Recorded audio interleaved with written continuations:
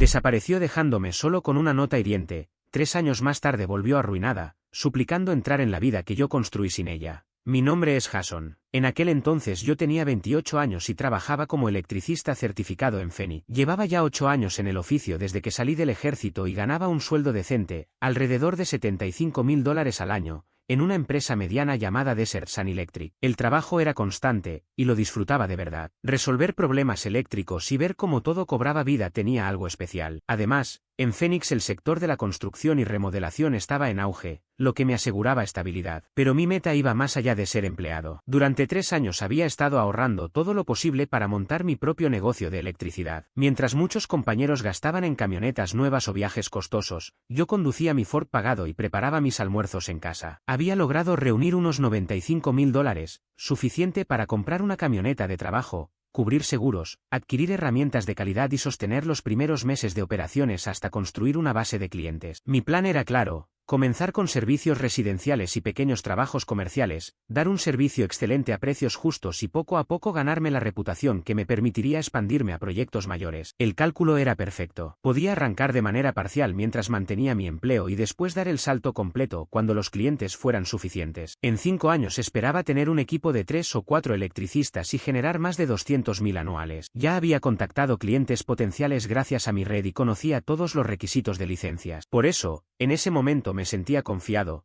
con una visión clara de mi futuro. Mi novia de entonces era Vanessa, trabajaba como coordinadora de redes sociales en una pequeña agencia de marketing llamada Trendy Digital. Ganaba alrededor de $35,000 al año subiendo fotos a Instagram, gestionando páginas de Facebook de restaurantes, tiendas y salones de belleza. El trabajo no parecía tan complicado: tomar fotos de platos de comida y escribir textos sobre experiencias auténticas y con sabor local. Ella solía quejarse de que su jefe no valoraba su visión creativa y que merecía más reconocimiento por sus ideas de marketing. Para entonces llevábamos casi 3 años juntos y vivíamos en mi casa, un lugar de 2 habitaciones que compré con un préstamo para veteranos en un barrio decente de Abatuk. No era lujosa, pero era mía: 1,400 pies cuadrados, un pequeño patio trasero, 2 baños, cocina remodelada y un garaje que transformé en taller eléctrico. Sobre todo, no tenía que pagar alquiler, lo cual me permitía ahorrar más cada mes. Vanessa tenía 26 años, era atractiva, de cabello castaño largo y una sonrisa que sabía usar cuando quería. Al principio parecía entusiasmada con mis planes de negocio, buscaba proveedores en internet, incluso mencionaba contratar a su agencia para llevar la publicidad digital de mi futura empresa. Pasábamos noches revisando planes, hablando de viajes que haríamos, de la casa más grande que algún día compraríamos e incluso de tener hijos cuando todo estuviera en marcha. Yo ya pensaba en proponerle matrimonio en cuanto el negocio despegara. Imaginaba hacerlo en Sedona, porque siempre decía que amaba los paisajes rojos de ese lugar. Incluso había empezado a mirar anillos y a calcular cuánto podía gastar sin descuidar mis ahorros. Hoy, al recordarlo, me doy cuenta de las señales que ignoré. Vanessa siempre insistía en dividir las cuentas del restaurante en partes iguales, aunque ella pidiera lo más caro del menú mientras yo pedía lo básico para ahorrar. Cuando lo mencionaba, respondía: somos un equipo, al final todo se equilibra. Pero nunca era así. Tampoco dejaba de burlarse de mi camioneta, un Ford F-150 del 2019, completamente pagado, perfecto para mi trabajo. Para mí era confiable y no me generaba cuotas mensuales, pero ella lo criticaba por ser muy de obrero y decía que debería comprar algo más elegante, como un SUV de lujo o un deportivo. Lo peor era cuando salíamos con mis amigos de Desert Sun Electric. Vanessa se transformaba en una especie de interrogadora, preguntaba cuánto ganaban, qué casas tenían, cuánto costaban sus vehículos, qué trabajos extra hacían. No lo hacía como alguien curioso, sino como si estuviera calculando su valor en dólares. Mi mejor amigo, Carlos, ganaba unos 80,000 trabajando en instalaciones comerciales, y Luis, que se dedicaba a proyectos residenciales de alto nivel, ganaba todavía más. Vanessa los evaluaba como si fueran calculadoras humanas. Carlos llegó a bromear con eso, y en verdad, no estaba equivocado. Yo pensé que simplemente buscaba seguridad financiera, algo que yo también deseaba, pero con la diferencia de que estaba dispuesto a trabajar por ello. Pasaba horas en Instagram siguiendo a supuestos emprendedores e influencers de estilo de vida. Su página de exploración estaba llena de tipos de 25 años en Miami, posando junto a autos rentados y relojes falsos, hablando de libertad financiera antes de los 30. Vanessa se emocionaba con esas publicaciones y me decía que nuestra vida era demasiado limitada. Yo le explicaba que la mayoría eran hijos de millonarios o estafadores, pero ella me acusaba de ser negativo y de no pensar en grande. Solía repetirme frases como: los exitosos piensan diferente, hay que invertir en uno mismo para alcanzar la verdadera riqueza. Nuestra casa, que a mí me parecía más que suficiente, se convirtió en blanco de críticas constantes. No importaba que tuviera cocina remodelada, 2 baños completos, buena ubicación, baja criminalidad y escuelas cercanas. Para ella nunca era suficiente. La hipoteca apenas nos costaba $1,200 al mes, incluyendo impuestos y seguro, lo cual nos dejaba un margen suficiente en el presupuesto para ahorrar e invertir. Sin embargo, Vanessa no dejaba de quejarse de que la casa era demasiado pequeña y poco impresionante para gente de nuestra edad. Pasaba horas en Zillow mirando propiedades que estaban muy fuera de nuestro alcance y me enviaba anuncios de casas de $350,000 con piscina y garaje para 3 autos. Siempre me repetía: podríamos manejarlo perfectamente, cuando en realidad nuestros ingresos combinados rondaban apenas los $110,000 antes de impuestos y yo intentaba apartar $30,000 al año para lanzar mi negocio. Yo trataba de explicarle los números, que necesitábamos un pago inicial más alto, que iniciar mi empresa requería mantener los gastos bajos, que meternos en una deuda tan grande destruiría nuestra capacidad de generar riqueza a largo plazo. Pero ella simplemente ponía los ojos en blanco y me decía: otros de nuestra edad ya están comprando casas grandes, ¿por qué nosotros no? Ese debería haber sido mi primer aviso de que no comprendía, ni respaldaba, mis metas. Lo que realmente deseaba era disfrutar del estilo de vida, pero sin el esfuerzo necesario para alcanzarlo. Todo empezó a deteriorarse en noviembre, cuando Vanessa descubrió el mundo de los influencers financieros en redes sociales. Y no hablo de asesores certificados o expertos de verdad, sino de supuestos gurús del trading de criptomonedas y magnates inmobiliarios que prometían millones con sistemas secretos. Desde entonces, pasaba aún más tiempo pegada al teléfono, siguiendo cuentas como CryptoKing Phoenix o Real Estate Riches, mostrándome publicaciones de veinteañeros que, según decían, habían ganado $400,000 el año anterior comprando y vendiendo casas o especulando con criptodivisas. Cuando le señalaba lo obvio, que esas historias eran exageradas o casos aislados escogidos para vender humo, se molestaba y me acusaba de ser envidioso y cerrado de mente. Luego empezó a asistir a eventos de networking en la ciudad. Al principio pensé que era positivo para su carrera, ya que relacionarse siempre es útil. Pero en lugar de traer contactos del mundo del marketing, volvía con tarjetas de supuestos inversionistas inmobiliarios y mentores de criptotrading. Las conversaciones se volvieron extrañas muy rápido. Me hacía preguntas como: ¿por qué estamos desperdiciando dinero en tu cuenta de ahorros en vez de invertir en criptomonedas? ¿O por qué no compramos una propiedad de alquiler y nos convertimos en arrendadores? Yo intentaba explicarle los principios básicos: diversificación, gestión de riesgos, la importancia de ingresos estables antes de apostar fuerte, pero ella siempre respondía que yo era demasiado conservador y que los ricos pensaban diferente. Una noche llegó de un seminario inmobiliario totalmente eufórica. Un tal Adrián había dado una charla sobre cómo generar ingresos pasivos comprando propiedades estratégicamente y revendiendo casas. No podía dejar de hablar de él, que si tenía 30 años y ya era dueño de 4 inmuebles en renta, que si conducía un BMW X5 y vestía trajes caros. Jason, deberías haber visto su presentación,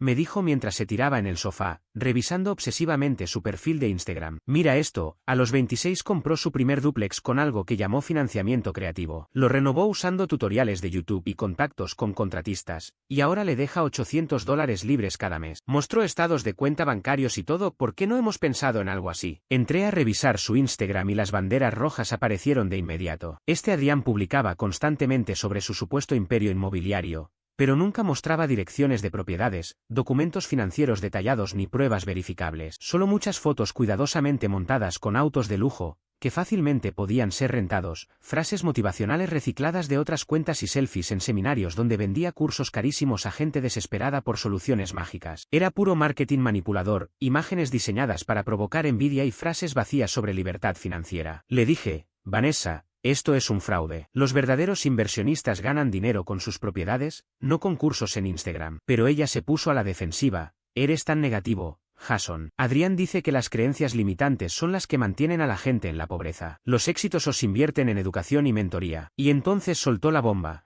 Adrián ofrecía sesiones de coaching personal por $3,500, un programa de 6 meses donde supuestamente revelaba su sistema completo. Casi me atraganté: Vanessa, eso es una estafa. Ningún inversionista serio cobra $3,500 por compartir sus métodos. Ese dinero lo usaría en más propiedades. Pero ella solo rodó los ojos. Dios, Jason, estás atrapado en la mentalidad de empleado. Adrián dice que los emprendedores entienden que hay que invertir en uno mismo antes de crear riqueza real. La discusión que siguió fue de las peores que tuvimos. Yo intentaba hacerle ver que teníamos metas financieras, que estaba ahorrando para lanzar mi negocio y que desperdiciar $3,500 en un gurú de Instagram nos retrasaría meses. Ella, en cambio, Me acusaba de controlador y de no apoyar sus sueños. Tal vez yo quiero generar riqueza más rápido que con tu plan aburrido y lento, me dijo. Tal vez no quiero esperar hasta los 35 para empezar a vivir. Sus palabras me dolieron. Yo estaba trabajando horas extra y guardando cada centavo para construir algo sólido para ambos, pero mi esfuerzo ya no parecía suficiente ni atractivo para ella. En diciembre las cosas empeoraron aún más. Vanessa descubrió comunidades de criptotrading en Phoenix, organizadas en grupos de Facebook y reuniones presenciales, y,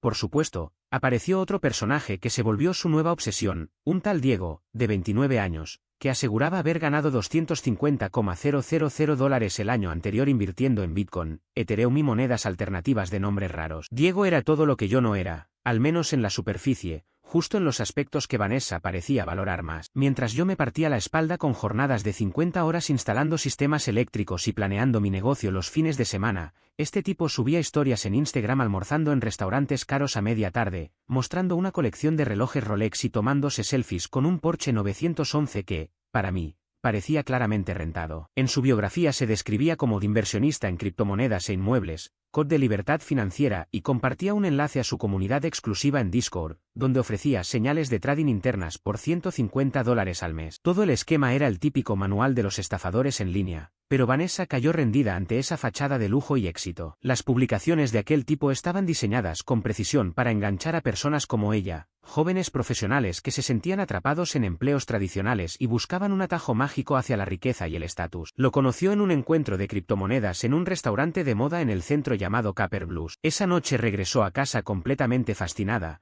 hablando sin parar de lo increíble que había sido conocerlo. Jason, tienes que conocer a este hombre, se llama Diego. Es apenas un año mayor que tú, pero ya alcanzó la independencia financiera total. Me enseñó su cuenta de operaciones en el celular, ganó $52,000 de ganancias solo el mes pasado. ¿Lo puedes creer?, me dijo con los ojos brillando. Desde el primer momento me sonó sospechoso. Vanessa, cualquiera puede falsificar capturas de pantalla, y aunque fueran reales, mostrar su mejor mes ocultando las pérdidas es un truco clásico de estafador, le respondí. Pero ella no quería escuchar. ¿Por qué siempre eres tan negativo? Diego dice que la mayoría sigue siendo pobre porque tiene miedo de arriesgarse y no entiende las nuevas tecnologías. Con el paso de las semanas, Vanessa se obsesionó con él y con su grupo de supuestos traders. Pasaba horas en su comunidad en línea, hablando de análisis técnico y psicología de mercado. Empezó a repetir expresiones como manos de diamante o rumbo a la luna, sin tener idea real de lo que significaban. Era vergonzoso verla intentar hablar de blockchain cuando apenas entendía cómo funcionaba su propio fondo de retiro. Lo peor fue cómo empezó a mirarme de otra manera, como si yo fuera un perdedor aburrido solo por tener un empleo estable y ahorrar en cuentas tradicionales. Soltaba comentarios como: Diego dice que la gente con mentalidad de empleado nunca construye riqueza de verdad. Tal vez deberías aprender de criptomonedas en vez de perder el tiempo con tu idea de negocio eléctrico. Ese último comentario me sacó de quicio. Mi proyecto de empresa eléctrica no era un pasatiempo, tenía un plan serio,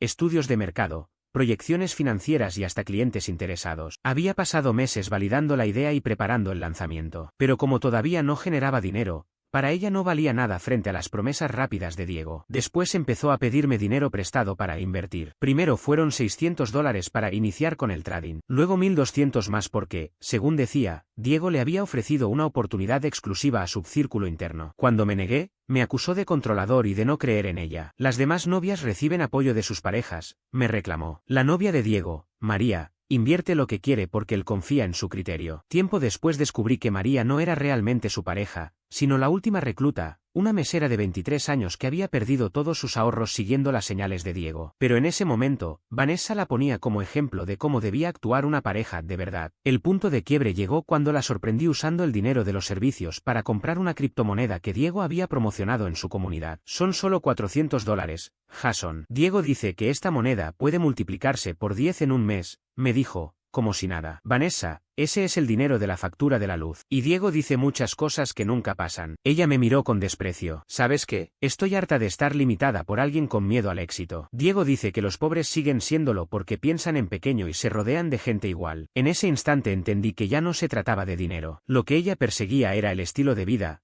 la ilusión de sentirse especial. Y Diego le estaba vendiendo exactamente eso. El final llegó un viernes a finales de enero. Yo estaba trabajando tarde en mi plan de negocios, ajustando listas de equipos y contratos de proveedores. Vanessa había salido a otro evento de criptomonedas en un restaurante elegante. Desde hacía semanas asistía a esas reuniones, volviendo con historias de supuestos inversores exitosos. A las 11 de la noche recibí un mensaje que me heló la sangre. Jason, tomé una decisión. Me quedaré en casa de Diego esta noche. Mañana debemos hablar sobre nuestra relación. Creo que queremos cosas diferentes en la vida. La llamé de inmediato, pero fue directo al buzón de voz. Lo intenté otra vez. Lo mismo. Básicamente me acababa de decir que me estaba engañando y luego apagó su teléfono. Esa noche apenas dormí, entre la rabia y la incredulidad. Una parte de mí quería creer que era un malentendido, que no iba a tirar 3 años juntos por un tipo de criptomonedas al que conocía hacía apenas 2 meses. Pero a la mañana siguiente llegó a nuestra casa con Diego. Sí, lo trajo a mi hogar. El tipo entró vestido con ropa de diseñador y zapatillas caras, caminando como si fuera dueño del lugar, mientras Vanessa empacaba sus cosas. Sin rencores, hermano, dijo, recostado en mi sofá. A veces las personas simplemente toman caminos distintos. Vanessa quiere llevar su vida al siguiente nivel y necesita a alguien que pueda estar a su altura. Quise echarlo, pero no soy ese tipo de persona. Me limité a observar cómo Vanessa guardaba su ropa, mientras aquel charlatán hablaba de cómo iban a construir un imperio juntos con inversiones en criptomonedas y bienes raíces. Jason es un buen tipo, añadió ella, sin mirarme siquiera,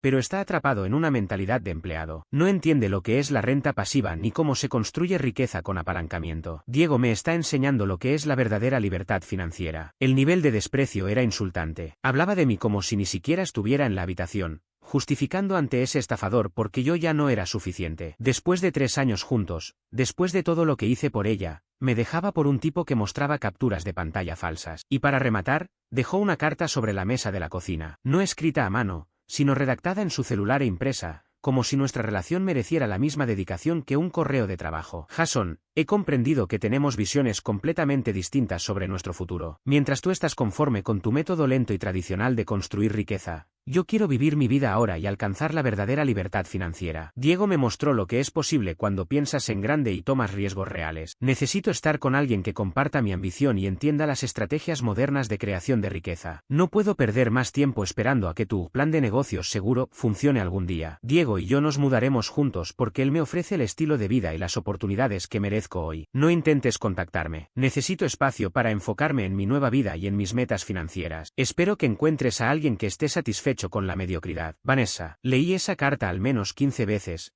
cada palabra golpeando como una bofetada. La frialdad, la arrogancia, la forma en que me hacía sentir que yo era el problema por ser responsable con el dinero. Para ella, 3 años de relación se reducían a verme como un conformista. Sin embargo, esa misma carta me encendió una chispa por dentro. Si Vanessa quería ver lo que era el verdadero éxito, yo estaba decidido a mostrárselo, aunque fuera desde lejos. Los primeros días después de su partida fueron devastadores. No voy a mentir. Todavía cocinaba para 2 personas por costumbre o me sorprendía revisando si necesitaba algo cuando iba al supermercado. La casa se sentía vacía. Cada rincón, desde el dormitorio hasta el baño, me recordaba que Vanessa había decidido dejar atrás todo lo que habíamos construido para irse con un estafador. En lugar de hundirme en la tristeza, opté por transformar esa rabia y desilusión en motivación. Si ella pensaba que mi manera de avanzar era lenta y aburrida, iba a demostrarle lo que significaba el verdadero esfuerzo y la constancia. Lo primero que hice fue tomar los $8,000 que había ahorrado para un anillo de compromiso y reinvertirlos en mi negocio. Compré mejores herramientas, adapté mi camioneta con equipos profesionales y pagué un seguro de responsabilidad civil de primer nivel. Vanessa había dicho que mi empresa eléctrica era un plan demasiado seguro y predecible, pero yo estaba decidido a convertirla en algo que dejaría en ridículo las supuestas ganancias de Diego con las criptomonedas. Comencé a trabajar jornadas de más de 60 horas semanales, como si estuviera poseído. Durante el día cumplía con mi empleo en Desert Sun Electric, y por las noches, de 7 a 11, me dedicaba al desarrollo del negocio, marketing, planificación y contactos. Los fines de semana eran para atender a mis primeros clientes independientes, reforzar la relación con proveedores y entablar vínculos con contratistas. Mis amigos insistían en invitarme a partidos o a cenar, pero yo estaba enfocado en un solo objetivo: construir algo sólido y duradero que me diera ingresos reales durante décadas. El cansancio era brutal, pero la satisfacción lo compensaba. Cada trabajo bien hecho, cada cliente feliz, cada recomendación que llegaba era una prueba de que mi estrategia funcionaba. Yo estaba creando valor real, resolviendo problemas tangibles para personas de carne y hueso. Mientras tanto, Vanessa llenaba su Instagram con un despliegue constante de lujos artificiales, fotos con Diego en restaurantes caros como No o Capital Grill, con ropa de diseñador llena de logos, posando junto al porche en lugares turísticos de Phoenix. Cada publicación parecía una vitrina de la vida de ensueño que había escogido en lugar de nuestra relación. Sus textos eran insoportables: por fin viviendo la vida que merezco, o agradecida por quienes entienden de ambición, éxito y educación financiera. Sus fotos mostraban eventos exclusivos, hoteles costosos en Scottsdale y compras extravagantes en Fashion Square y Biltmore. Pero yo sabía diferenciar lo verdadero de lo ficticio. Mientras ella exhibía una vida inventada, yo investigaba quién era realmente ese hombre. Una búsqueda rápida me reveló que Diego había trabajado en un call center hasta hacía solo 8 meses. Su imperio inmobiliario era, en realidad, una sola casa alquilada que pertenecía a sus padres. En cuanto al trading, había perdido más de $12,000 propios antes de dedicarse a vender cursos y señales a incautos. No era más que un farsante que vivía de engañar a los desesperados. Vanessa estaba tan cegada que no veía las banderas rojas. Mientras ella jugaba a la pareja ideal con un estafador, yo lograba avances concretos. En marzo lancé oficialmente mi empresa de contratista eléctrico y en apenas 2 semanas conseguí mi primer gran cliente, una compañía de administración de propiedades. Para mayo tenía todos los fines de semana ocupados y pedía días libres en mi empleo para atender proyectos mayores. En agosto, el negocio ya generaba $8,000 al mes. Fue entonces cuando renuncié a mi trabajo de siempre y me lancé como emprendedor a tiempo completo. 6 meses después de que Vanessa me dejara, mis ingresos superaban lo que alguna vez habíamos tenido juntos, y seguían creciendo mes a mes. Eran ganancias auténticas, provenientes de clientes reales que pagaban por servicios eléctricos de calidad. Pero lo más importante no era el dinero, sino la validación. Todo aquello que ella había llamado lento o aburrido estaba dando frutos. Estaba levantando algo sostenible, que podría durar toda la vida, sin depender de mercados inestables ni fraudes. Las recomendaciones se multiplicaban. Propietarios, contratistas y administradores buscaban mis servicios porque cumplía con los plazos, entregaba calidad y cobraba precios justos. En octubre contraté a mi primer empleado, en diciembre sumé 2 más, y al cumplirse un año de nuestra ruptura, mi empresa facturaba $35,000 mensuales. Había comprado otra camioneta de trabajo, me mudé a una casa mucho mejor y recibía propuestas para proyectos comerciales importantes. El novio aburrido de Vanessa ahora era dueño de una compañía que crecía más rápido que la mayoría de los pequeños negocios. Y el golpe del destino llegó como poesía. 18 meses después de que Vanessa se fuera, el mercado de criptomonedas se desplomó con caídas de más del 75%. Todas esas monedas que Diego promovía quedaron reducidas a nada. Las supuestas ganancias se convirtieron en pérdidas absolutas para quienes habían confiado en sus consejos. Lo peor vino después. Resultó que la Comisión de Valores de Arizona llevaba meses investigándolo por fraude de valores, manejo de inversiones sin licencia y un esquema piramidal encubierto bajo su comunidad en línea y programas de coaching financiero. Me enteré gracias a mi amigo Carlos, que trabaja en construcción y tiene contactos en las agencias reguladoras. El día de la detención fue un miércoles, y salió en las noticias locales porque Diego ya era una figura conocida en el mundillo cripto de Phoenix. Verlo arrestado frente a su edificio fue una de las escenas más gratificantes de mi vida. Y el espectáculo real vino después. Se descubrió que no solo vendía malas señales de inversión, sino que robaba dinero directamente. Sus oportunidades exclusivas eran inventadas, sus supuestos ingresos por alquiler eran mentira, y hasta el porche estaba arrendado a nombre de su padre por su pésimo historial crediticio. Las autoridades confirmaron que había estafado más de $350,000. Incluso las ganancias que Vanessa presumía eran capturas de pantalla falsas creadas con programas de edición. Todo había sido humo. Y ella, sin querer o no, había sido parte de ese fraude al promocionarlo en sus redes sociales y atraer nuevas víctimas. En menos de una semana de la detención, su Instagram se volvió privado y luego desapareció. Por conocidos supe que había regresado con sus padres y hablaba con abogados, temiendo cargos legales. Mi teléfono no paraba de sonar con mensajes de gente que recordaba que Diego era el tipo por el que Vanessa me había dejado. Yo, lejos de regodearme en público, seguí enfocado en mi negocio, que ya facturaba $50,000 al mes y atraía la atención de grandes contratistas que querían asociarse conmigo. Mientras Vanessa enfrentaba abogados y posibles consecuencias legales, yo seguía construyendo el futuro que ella nunca creyó posible. Estaba en pleno proceso de cerrar contratos que podían asegurarme el futuro cuando la vida decidió darme una especie de justicia poética. 2 meses después del arresto de Diego, me encontraba en mi nueva oficina trabajando en una propuesta para un proyecto comercial de gran escala, cuando mi asistente me avisó por el intercomunicador que alguien insistía en verme sin cita previa. Decía que era un asunto urgente y personal. Al levantar la vista, vi a Vanessa de pie en la puerta. Pero no era la misma mujer segura de sí misma, la que había salido de mi vida 3 años atrás, con una carta impresa y una actitud arrogante. La que tenía frente a mí estaba irreconocible, el cabello sucio y descuidado,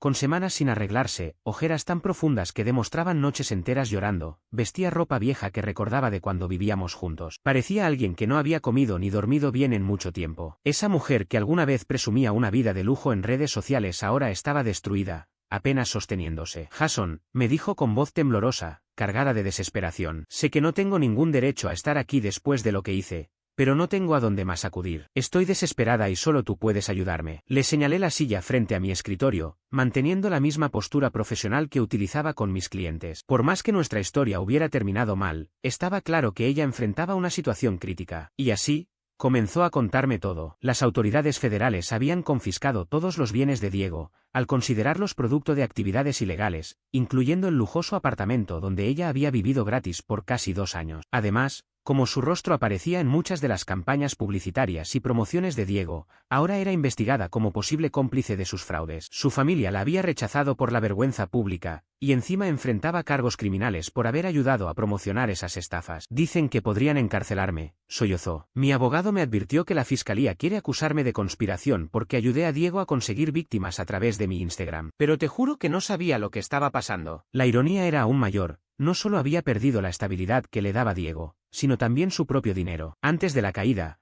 había convencido a sus padres de prestarle $18,000 para invertir con él, prometiéndoles que era una oportunidad segura y que en 6 meses recuperarían el dinero con grandes ganancias. Todo se había evaporado. Sus padres, furiosos por haber sido engañados, le habían quitado todo tipo de apoyo. Ahora estaba arruinada, con deudas enormes de tarjeta de crédito acumuladas para sostener un estilo de vida ficticio. Perdió su empleo en Trendy Digital porque, según le dijo su jefe, no podían mantener a alguien bajo investigación federal sin dañar la reputación de la empresa. Vivía en su auto, durmiendo en estacionamientos y usando gimnasios para ducharse. No podía pagar un alquiler, ni un buen abogado que la defendiera. Tenía su crédito destruido, su familia la había abandonado, y la gente la veía como una criminal. No estaba actuando. El miedo era real. La mujer que me había dejado por considerarme mediocre ahora me rogaba ayuda. Jason, tú eres exitoso ahora. Todos saben que tu empresa eléctrica está prosperando. ¿Podrías prestarme dinero para un abogado decente o al menos ayudarme a salir adelante? Sé que te lastimé, pero en el fondo nos importamos, ¿verdad? La desfachatez era increíble. Esta era la misma mujer que me había despreciado con una carta, se había dedicado a presumir su vida en redes y ahora pedía que la salvara de las consecuencias de sus decisiones. ¿Sabes qué es lo curioso, Vanessa? Le dije recostándome en la silla. Hace 2 años me dijiste que mi manera de construir riqueza era lenta y aburrida, que yo me conformaba con la mediocridad y que necesitabas a alguien que entendiera las estrategias modernas de hacer dinero. Ella enrojeció. Estaba equivocada, lo veo ahora. ¿De verdad? Porque lo único que veo es que estás aquí porque necesitas dinero y yo soy el único que lo tiene. Se quebró aún más. Por favor, Jason, haré lo que sea. No puedo ir a prisión. Me levanté y caminé alrededor del escritorio. Déjame mostrarte qué significa el verdadero éxito. Éxito es construir algo sólido que genere ingresos estables. Éxito es tener suficiente respaldo para enfrentar cualquier crisis. Éxito es rodearte de personas que apoyen tus metas, no de ilusiones en Instagram. Ella me miró con los ojos llenos de súplica. Lo entiendo ahora. Fue un error dejarte por Diego. Podemos empezar de nuevo. No,